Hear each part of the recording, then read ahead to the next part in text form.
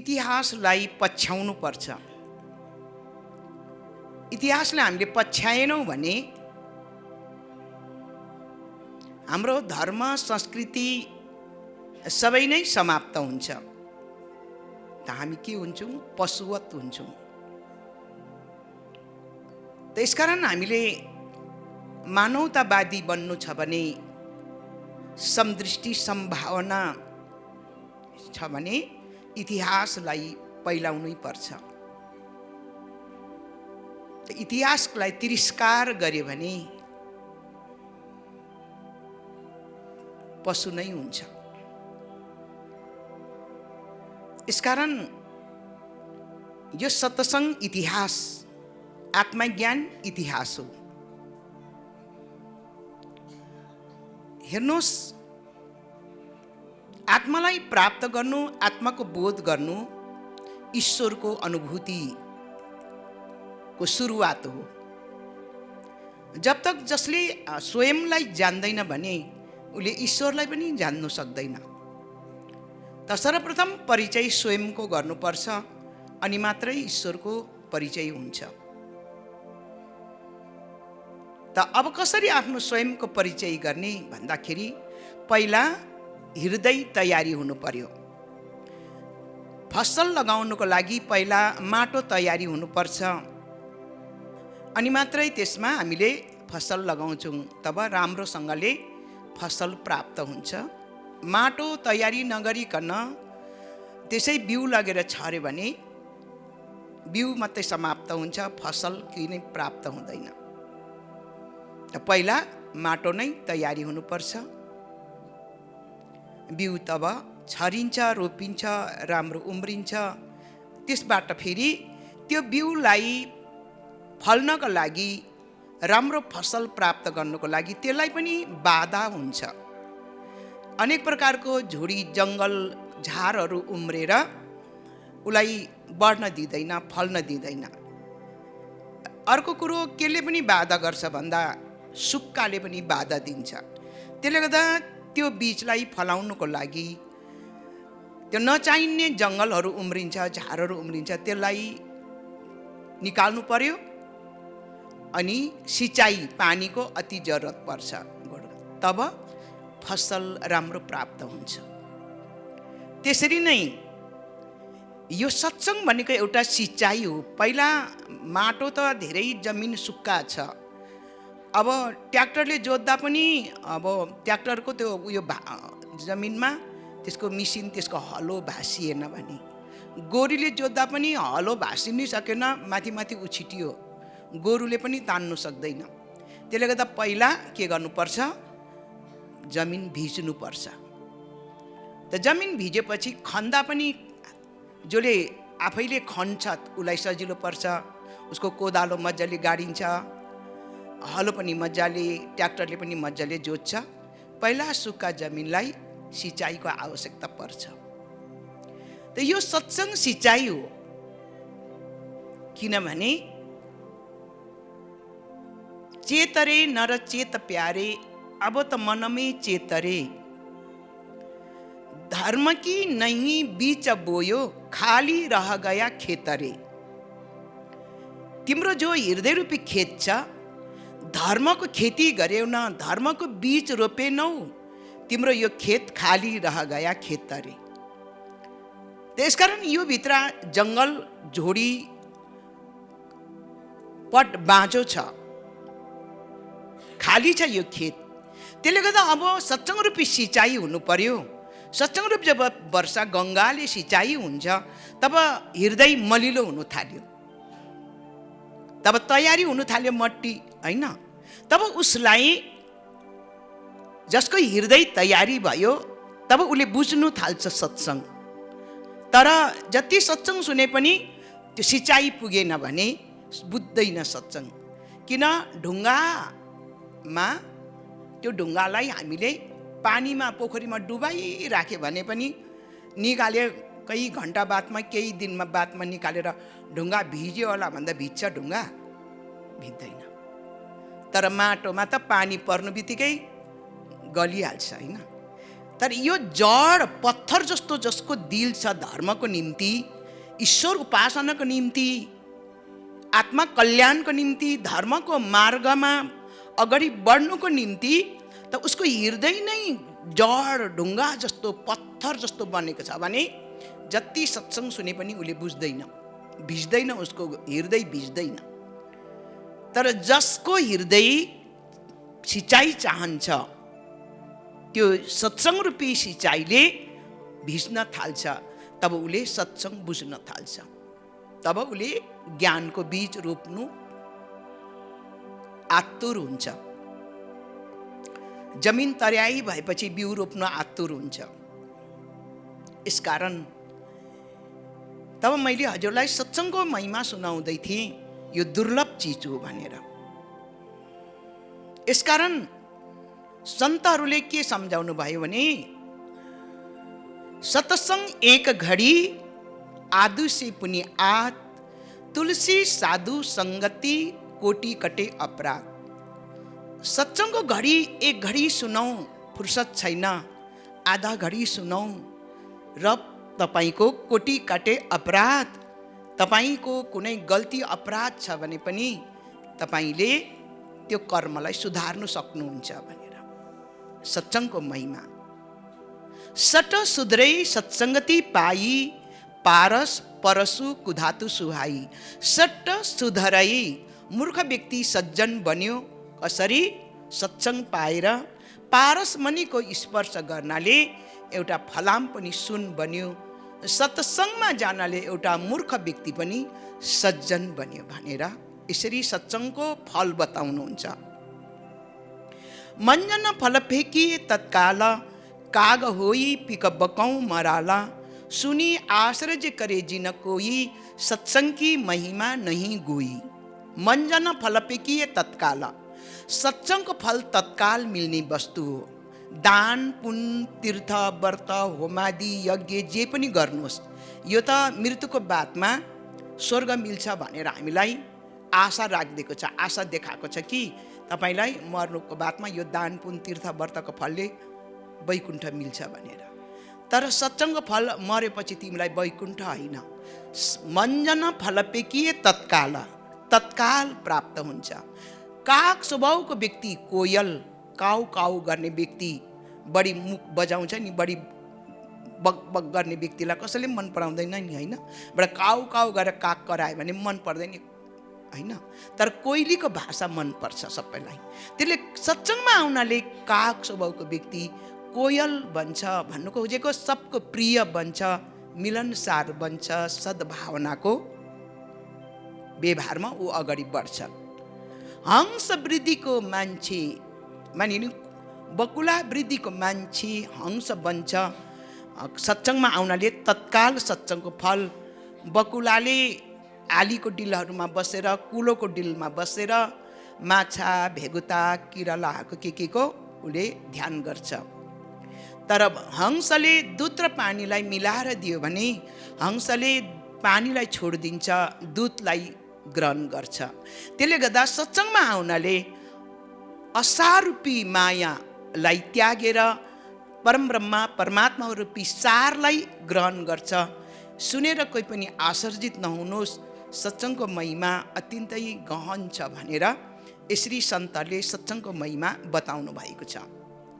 र सो सत्संग आज हामीलाई प्राप्त भइरहेको छ।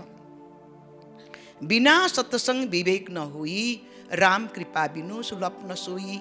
सत्संग बिना परमात्मालाई प्राप्त गर्ने विवेक हुँदैन। यसकारण परमात्मा ज्योति स्वरूप हुनुहुन्छ, सबको घटघटमा हुनुहुन्छ, सर्वव्यापक पनि हुन्छ। जरे जरे में झांकी भगवान की, किसी सुजवाले आँखों ने पहिचान की।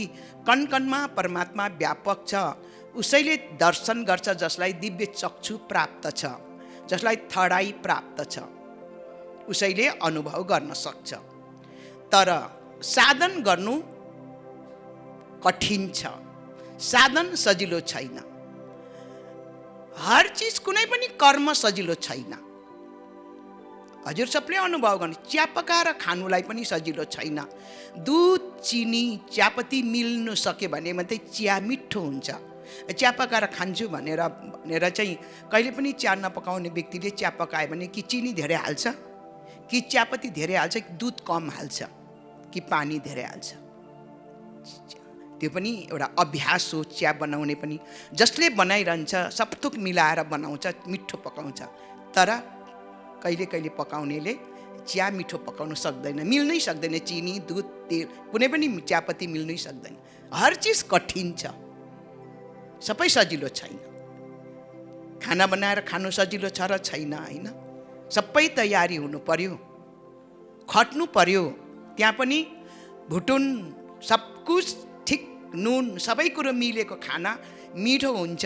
तर त्यहाँ नुन छैन या के छैन मिठो हुँदैन। या काँचै छ या पानी कम हालेको छ। भात अब कि गिल्लो बनाउँछ, भात कि चाहिँ फुरुरु बनाउँछ, होइन। चामल नपुगेर कि आधा काँचै हुन्छ।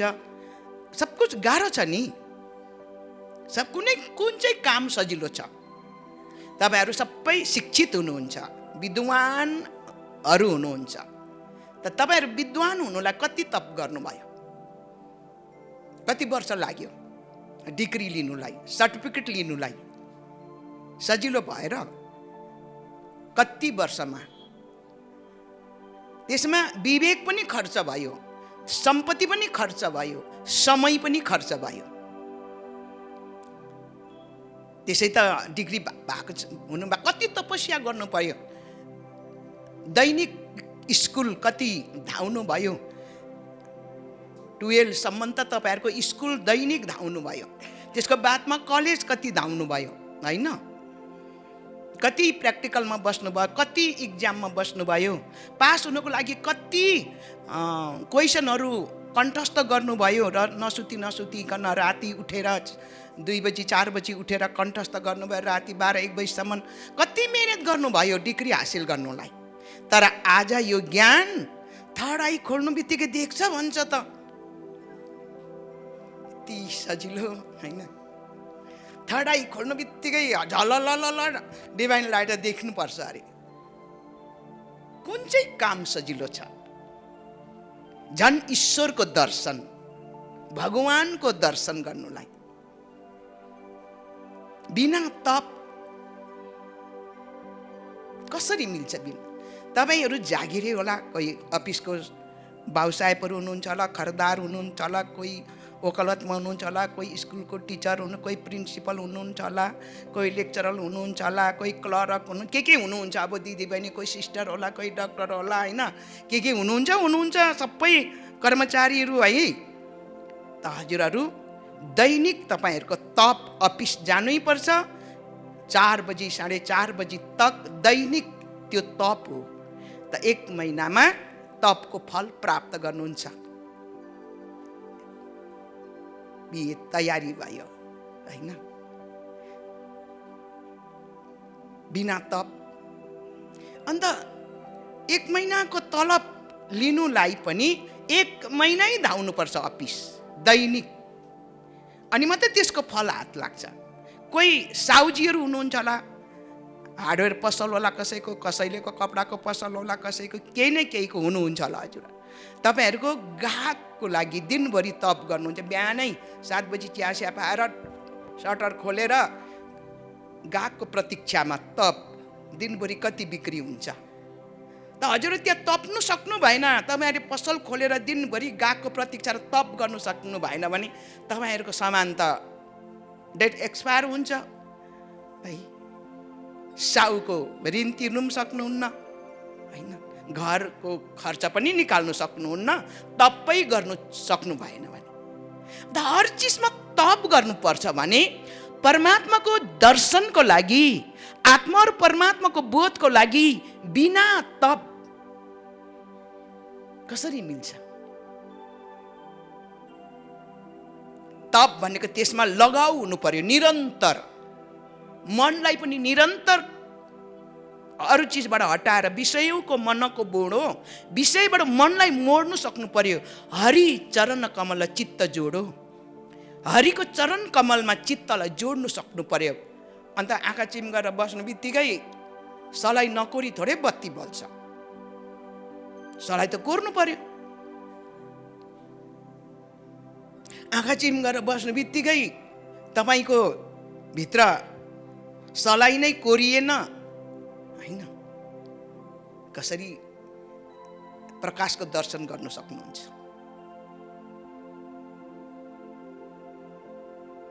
त यसकारण त्यसको लागि नै एकाग्रताको अति जरुरी पर्छ। एकाग्रता भनेको मनमाथि विजयी प्राप्ति गर्नुपर्छ, मनलाई दास बनाउनु पर्छ, तर मनको दास हुनु हुँदैन। तर आज दुनियाँ त मनको दास भए, मनले जता भन्छ जे मनकै पछि दौडिरहेको छ। सबै संसार मनकै पछि दौडिरहेछ। अन्त यो मनले त ध्यान गर पनि भन्दैन, आत्माको दर्शन गर पनि भन्दैन, यो भन्दैन यो मनले। कहाँ बित्यो, संसारै बितिरहेको छ, उसको संसारकै कर्म बितिरहेछ। उसले त त्यो भगवानको दर्शन गर्न त उसले त आधा घन्टा फुर्सद पाउँदैन, 10 मिनट फुर्सद पाउँदैन। अति बिना तप।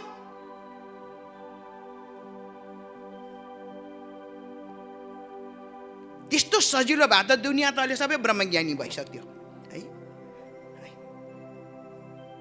सबै ब्रह्माको उपासक बनिसक्थ्यो। अहिले कोही खाली रहन्थेन होला। त्यस्तो सजिलो भगवानको बोध, ईश्वरको त्यति सजिलो बोध गर्ने भए त कति संस्था छ भगवानको दर्शन गराउँछु भन्नेहरू यति लागि परेको छ। सबै लागि पर्दा पनि लाखौँ करोडौँमा 50,000 1 लाख भक्त निस्केला सबको मिलाउँदा, बाँकी त सबै संसारमै व्यस्त छ। त्यस्तो सबै भक्त बन्थे नि, सबले प्राप्त गर्थे नि। असम्भव चिजलाई सम्भव गर्नुपर्छ होइन। यसकारण ईश्वर सूक्ष्म भन्दा अति सूक्ष्म तेज स्वरूप, तेज भनेको प्रकाश, तेज स्वरूप हुनुहुन्छ, सर्वव्यापक हुनुहुन्छ, और सबको घटघटमा हुनुहुन्छ। त दर्शन प्राप्त गर्नु मनुष्य जन्ममै पाउन सकिन्छ। त्यसले गर्दा मनुष्य शरीरलाई देवदुर्लभ चोला भनेको छ। रामायणमा भगवान रामचन्द्र महाराजले भन्नुहुन्छ, बडे भाग्य से मानुष तन पावा, सुर दुर्लभ सतग्रंथ न गावा, साधन धाम मोक्ष करी द्वारा, पाइने जही परलोक सवारा। बडे भाग्य से मनुष्यको शरीर पाउँछ। सुर दुर्लभ, देवताहरूलाई पनि दुर्लभ छ। सम्पूर्ण ग्रन्थ साधनको धाम हो यो। पैसा रुपियाँ कमाउने मात्रै साधन होइन, माया जाल बढाउने मात्रै यो शरीरले साधन गर्ने होइन। आत्माको उद्धार, परम गति, मोक्ष, सूक्ष्म भन्दा सूक्ष्म, महान भन्दा महान, निराकार, सर्वशक्तिमान, सर्वव्यापक, सृष्टिकर्ता, सृष्टिलाई सञ्चालन गर्ने वालाको पनि बोध गर्नु, अनुभव गर्नु सक्ने साधन चाहिँ मान्छेले नै मान्छेकै चोलामा हुन्छ, मरेर होइन। यसकारण यसको लगन लाग्नु पर्यो, लौ लाग्नु पर्यो। सन्तहरू के भन्नुहुन्छ, भाङ धतुरा सुरा पान अरे, उत्तर जाए प्रभात अरे, नाम खुमारी नानक्का लगी रहे दिन रात। भाङ धतुरा सुरापान, नसा सुरापान त बेलुका खायो भने बिहान उज्यालो हुँदा उत्रिन्छ, त्यो नसाले छोडिसकेको हुन्छ। उत्तर जाए प्रभात, बिहान त्यसलाई त्यो नसाले सबै छोडिसकेको हुन्छ। तर भगवानको नामको स्मरण गुरु नानक लगिरहे दिन रात, कहिले पनि यो नसा उत्रिँदैन, जहिले तैले लागिरहन्छ। मेडिटेसन साधन त उसैले आत्मा परमात्माको बोध गर्छ जसको लागिरहन्छ। आमाको मन बच्चामा हुन्छ, जति टाढो जाओस् आमा काम, आफ्नो कामकाजले, तर पल पल आफ्नो बच्चाको याद गरिरहन्छ। वनमा चर्ने गाई पनि आफ्नो बाछाको याद गरी, घाँस खाँदै पनि आफ्नो बच्चाको याद गरिरहन्छ। त्यस्तै तपस्या भनेको हर कर्म गर्दै पनि उसको मनले हरिको स्मरण याद जसले गर्छ। दृष्टिविहीन व्यक्तिको लट्ठी सहारा हो, आध्यात्मिक व्यक्तिको सहारा ईश्वर हो, भगवान हो। हर समय भगवानको सहारा लिएर चलिरहेको हुन्छ। त त्यस्तो बन्नु सक्यो भने मात्रै उसले ईश्वरको बोध गर्न सक्छ, भगवानको दर्शन गर्न सक्छ। मनुष्य शरीरमा गर्न सकिन्छ अरू चोलामा। तब महापुरुषहरू पनि मनुष्य शरीरमै सम्झाउनुलाई आउनुहुन्छ धरतालमा। त कतिले त भन्छ मान्छे त भगवान हुँदैन, मान्छे पनि कहीँ भगवान हुन्छ भन्छ। अन्त मान्छे भगवान नभए चाहिँ कुन चाहिँ प्राणी भगवान हुन्छ त? कुन चाहिँ प्राणी चाहिँ यो 1,84 युनि यो संसारको जुनीहरूमा चाहिँ प्राणीहरूमा चाहिँ कुन जुनीमा, कुन चाहिँ शरीरमा, कुन चोलामा चाहिँ भगवान भनेर पुज्ने हो?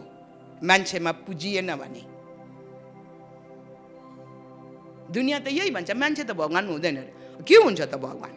बिरालो, कुकुर, भेडा, बाख्रा भगवान बन्ने र खोइ कुनै युगमा आएको थाहा छैन, होइन? किरा फट्याङ्ग्रा खोइ कुनै युगमा भगवान भनेर पुजेको इतिहास छैन, होइन? त यसकारण महान मान्छेकै शरीरमा लु आमाको गर्भबाट त जन्मेन अरे, तर शक्ति जो परमपिता परमात्माबाट शक्ति आउनु पर्यो भने पनि कोही बिरालुको शरीरमा शक्ति प्रवेश गरे अरे, होइन? गाईको शरीरमा शक्ति प्रवेश गरे अरे, हात्तीको शरीरमा शक्ति प्रवेश गरे अरे, घोडाको शरीरमा शक्ति, कोही इतिहासै छैन। परब्रह्म परमात्मा चाहिँ प्रवेश गर्छ कसको शरीरमा? मान्छेकै शरीरमा गर्छ। फेरि मान्छेकै शरीरमा प्रवेश गरे भन्छ। ल देवीहरू उत्रिन्छ अहिले, हेर्नु है, यति धेरै अहिले त एउटा के हो भाइरस जस्तै छ यो देवी उत्रिने पनि। यति धेरै उत्रिन्छ कि फलाना ठाउँमा पनि यति देवी, कोही पाथी भरा अरे, पाथी भराको कोही कति दिदीबहिनी अरे, कता कता धेरै, कोही कहाँ माइली कता उत्रेको छ अरे, कान्छी कोही कता, साइली कता, काइली कता, अब यस्तोहरू सुन्छ है। कता काली माता उत्रिनु भयो अरे, होइन? कता भगवती उत्रिनु भयो अरे भन्छन्। यस्ताहरू अब हामी सुन्नुमा आउँछ है, होइन? फेरि उनीहरू पनि मान्छेकै शरीरमा आउँदो रहेछ, ती देवीहरू पनि मान्छेकै शरीर मन पराउँदो रहेछ, होइन? अहिलेसम्म कुनै जनावरहरूमा शक्ति, अचम्म भयो जनवारमा शक्ति चढेछ भनेको खोइ इतिहासमै छैन। युगौँदेखि मान्छेकै चोलामा आउँदो रहेछ। यो चोला चाहिँ कति महान रहेछ त! देवी देवताले पनि रुचाउने, परब्रह्म परमात्मा पनि मान्छेकै शरीरमा प्रवेश भएर बोल्ने, म फलाना हुँ भने, म फलाना शक्ति हुँ भनेर मान्छेकै वचनबाट बोल्छ। अन्त फेरि मान्छेको भगवान मान्छे हुँदैन भन्छ। फेरि अचम्म त यो पो छ त, होइन? अन्त कहीँ पनि भगवान त यसो हावामा प्रकट भएर श्रिक्कै जादुले, यस्तो जादुवालाले बरु गर्छ नि, यसो धुलो टिप्छ, त्यो गर्छ र गर्नु बित्तिकै रुपियाँ देखाइदिन्छ। अब त्यस्तो पनि होइन। अब कसैले लु भगवान फु गरेर अगाडि खडा पनि गर्दैन अहिलेसम्म। ल चतुर्भुज भगवान चाहिँ खडा भयो अरे भनेको देख्दैन। र शिव बाबा चाहिँ खडा भयो अरे, होइन? अगाडि यो हावामा वायुमण्डलमा चाहिँ भगवान शिव प्रकट हुनुभयो अरे भनेको पनि देख्नु सकिँदैन, मान्छेकै शरीरमा सबैजना। त्यसले गर्दा त्यो शरीरको महिमा गायो मानिसको शरीर, देव दुर्लभ चोला भनेर। त यस्तो चोला हामीलाई परमात्माले दिनुभएको छ। यस्तो चोला, यो उत्तम चोला, यो एक बारको मौका हो। दाउका चुक्का फिर मारे, समयका चुक्का सिर मारे। दाउ चुक्यो भने फेरि पनि थाहा पाउँला अरे, तर समय नै चुक्यो भने सिर ठोक्दा पनि पाइँदैन। यसकारण परमात्मा सबको घटघटमा ज्योति स्वरूप हुनुहुन्छ। घटमे सुजे लान्त ऐसी जिन, तुलसी संसार भए मोतियाबिन। सबैले नै फेरि ध्यान चाहिँ मान्छेकै शरीरमा गरिन्छ। जुनै धार्मिक संस्थामा जाऊ, मेडिटेसन गराउँछ, आफैभित्र प्रवेश गर भन्छ, होइन? आफैभित्र प्रवेश गर्नुहोस्, प्रकाश कहाँ छ? आफैभित्र छ, होइन? त यसकारण भगवान शङ्करजी हेर्नुहोस्, आँखा बन्द गरेर ध्यानमा बस्नु भएको छ। यहीँ हामीले शिवको चित्र राखेको छौँ, ऊ पनि ध्यानमा। यहीँ अगाडि भगवान कृष्ण ऊ पनि ज्ञान मुद्रामा ध्यानमा बस्नु भएको छ। भगवान बुद्ध सबैको ध्यानको क्रिया एउटै छ, होइन?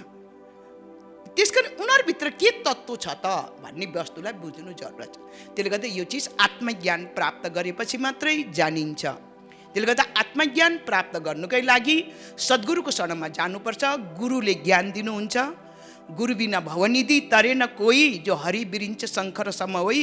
गुरु बिना त ब्रह्मा जस्तो भए तापनि, शङ्करजी जस्ता भए पनि, हरि जस्ता भए पनि गुरु बिना कल्याण छैन भनेर यसरी सम्झाएको छ। यसकारण गुरु धोबी शिष्य कपडा, साबुन सृजनहार, शिला पर धोए निक्ले ज्योति अपार। गुरु धोबी शिष्य कपडा, हामी कपडा हौ, गुरु धोबी हो।